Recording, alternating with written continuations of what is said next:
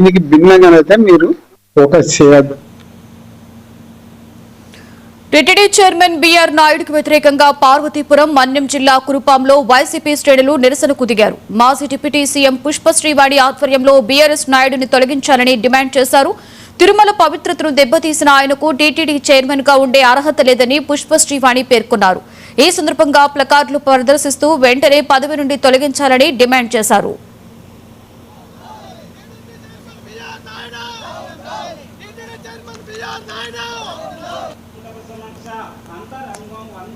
వీడియోల ద్వారా దొరికిన బాధితురాలు లేఖ రూపంలో రాసిన ఈయన ఎంత బీఆర్ నాయుడు గారు ఎంత కళంకితుడు అని తెలిసినా కూడా ఈ రోజుటికి కూడా ప్రభుత్వం కనీసం బీఆర్ నాయుడిని వివరణ కూడా కోరకపోవడం నిజంగా చాలా దురదృష్టకరం అని చెప్పి ఈ సందర్భంగా తెలియజేస్తున్నాం. పైపెచ్చు వివరణ కోరకపోగా అతన్ని ఆ పదవి నుంచి తొలగించకపోగా స్వయానా ముఖ్యమంత్రి గారే నిన్నగాక మొన్న మనవడి పుట్టినరోజు సందర్భంగా టీటీడీకి వెళ్ళి